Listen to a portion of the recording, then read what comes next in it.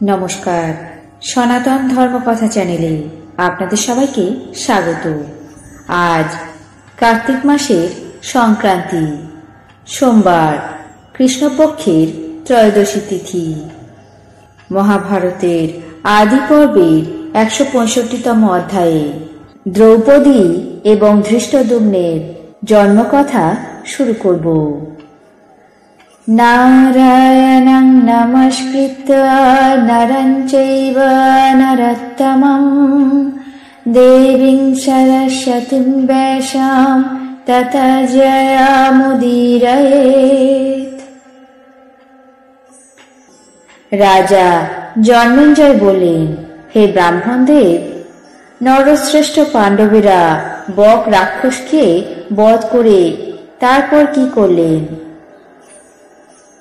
ঋষি বৈশম্পায়ন বললেন, হে মহারাজ, তারা বক রাক্ষসকে সংহার করে বেদ পাঠে নিরত হয়ে সেই ব্রাহ্মণের গৃহে বাস করতে লাগলেন।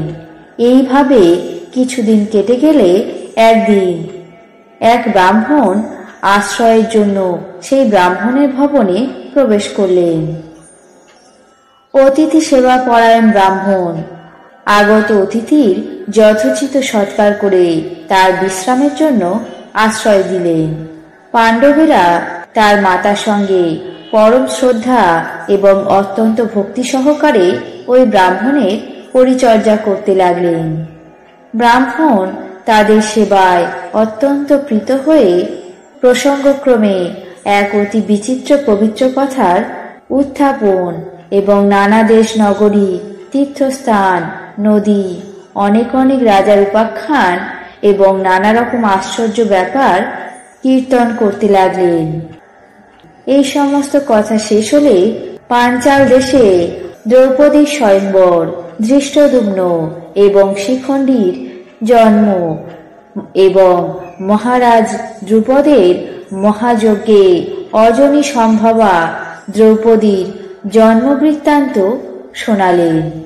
পাণ্ডবেরা ব্রাহ্মণের মুখে এমন বিস্ময়কর ব্যাপার শুনে একান্ত কৌতূহলী হয়ে বললেন, হে মহাশয়, যজ্ঞবেদী জ্বলন্ত অগ্নি থেকে কিভাবে দ্রুপদের পুত্র ধৃষ্টদ্যুম্ন এবং দ্রৌপদী জন্মগ্রহণ করলেন? মহাধনুর্ধর দ্রোণের থেকে কিভাবেই বা দ্রুপদ ধনুর্বেদ শিক্ষা করেন? আর তাদের এমন সখ্য ভাবই বা কি কারণে বিচ্ছিন্ন হল? হে মহাশয়, অনুগ্রহ করে এই সমস্ত বিষয় আমাদের কাছে বলুন।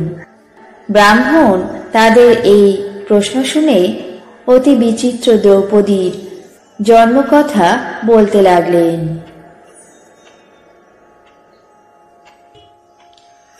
আজ মহাভারতের আদি পর্বের ১৬৫তম অধ্যায়ে চৈত্ররথ পর্ব অধ্যায়ে দ্রৌপদী এবং ধৃষ্টদ্যুম্নের জন্মকথা পর্ব এখানেই শেষ করছি। বাকি অংশ আগামী পর্বে পাঠ করে শোনাব। এখন জেনে নেব আজকের দিনের ১২টি রাশির রাশিফল।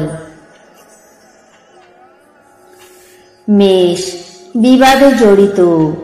বৃষ, সম্মান লাভ। মিথুন, চৌর্য ভয়। কর্কট, কার্যসিদ্ধি। সিংহ, অগ্নি ভয়। কন্যা, উৎপাদন হ্রাস। তুলা, বিপদের সম্ভাবনা। বৃশ্চিক, শ্লীলতাহানি। ধনু, আশাহত। মকর, জনহিতকর কার্য।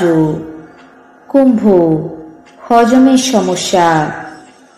মীন, অপবাদ।